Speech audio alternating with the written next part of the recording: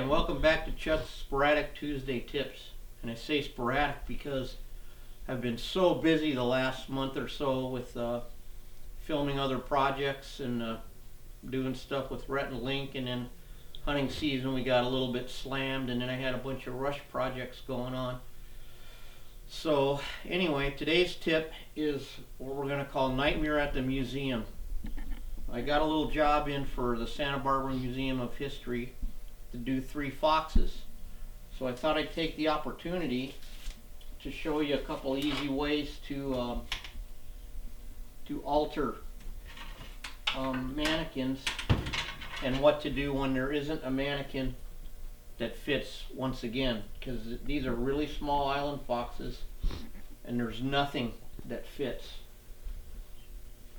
You can see here we've done our magic tan again,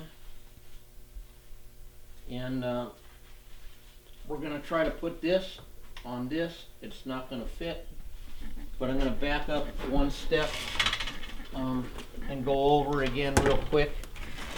Y'all remember what our magic tan is. It's the alcohol and turpentine 50-50, shaken, not stirred. And you don't just throw it in there and then take it out and boom, you're done. You throw it in for a couple days. You pull it out after a couple days when the flesh is got nice and tight, and you can peel off all the flesh, like fleshing it by hand, till you get it nice and clean. And anything that you can't pull off by hand, we run it on the bird fat wheel. Then after we've got it all fleshed and all the clean, we'll put it back in the tan for another couple of days. We'll take it back out when it's done, and then we'll wash it in Dawn,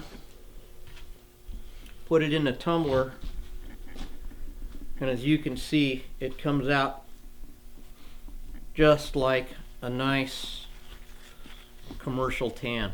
So it's when I use terms like quick and dirty or fast, it is fast, but it's not cutting any corners, and it's not just you don't just dip it and pull it out. Now, getting back to these foxes, you want 2 of them lying down and 1 of them sitting. Now they came to me and they showed me a couple pictures of a lying down fox. Okay, so there's a couple ways we can get there, and one would be, as always, what like you really always want to try to do is always move your muscles at the joints like they're supposed to be moved. You don't want to bend it in the middle or something like that. So we could cut it off and go all the way through the trouble of taking this neck and making it curve around nice. Or what we could do, and what we're going to do, is sometimes it's okay just to put a wire in there, get it to where you want it, and then we're going to fill this with foam, okay, and get our pose that way. Now we have another giant problem. This is a kid fox sculpted by Mike Frazier, my buddy, and it is a small fox, but as small as it is, it's just way too big. Now we could carcass cast it, we could wrap one, and we still might end up wrapping one, I'm not sure. And this little project here, one of the foxes is so small that we took a cottontail, believe it or not, and altered it into a sitting down cottontail, which we're going to alter into a sitting down fox. It doesn't really have to be the same animal, it just has to be the right length, the right girth, and the legs have to be the right length, and we're just going to fill it up.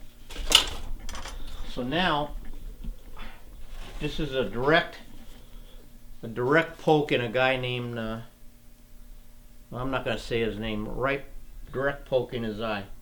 He made the comment one time, why measure? What difference does it make?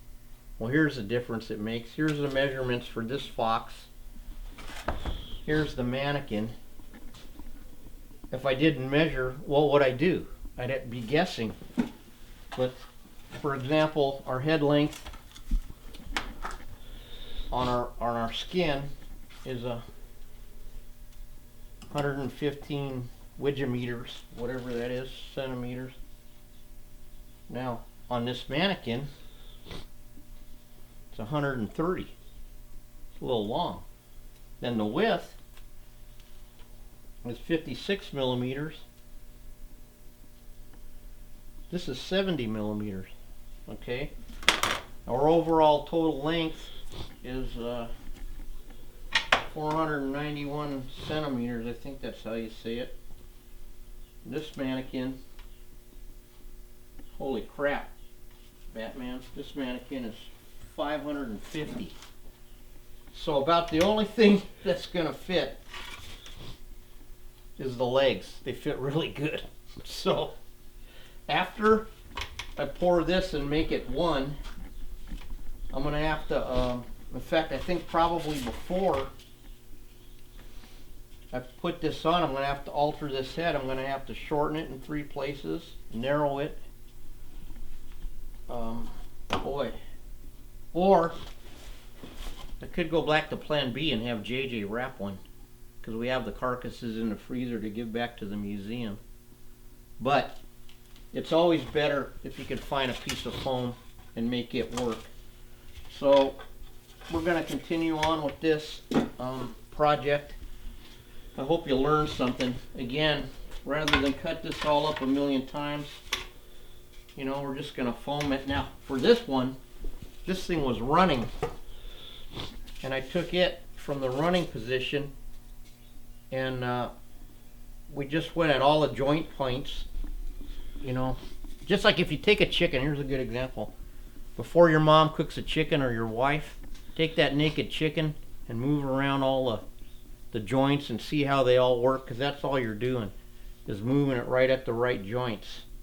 And then of course then we had to get the body to bend where we needed it to at the spine, and we did that by using the carcass and the skeleton as an example. And then again, we have our chart here on just how small this little thing is. It's got 39 millimeter nose to eye, 102 centimeter thingy head. I don't know how to say it in millimeters. Is that right? What's 100 millimeters? A centimeter? Or I don't know. 10 centimeters? Maybe. So 39 millimeters is an inch and something nose to eye. It's crazy.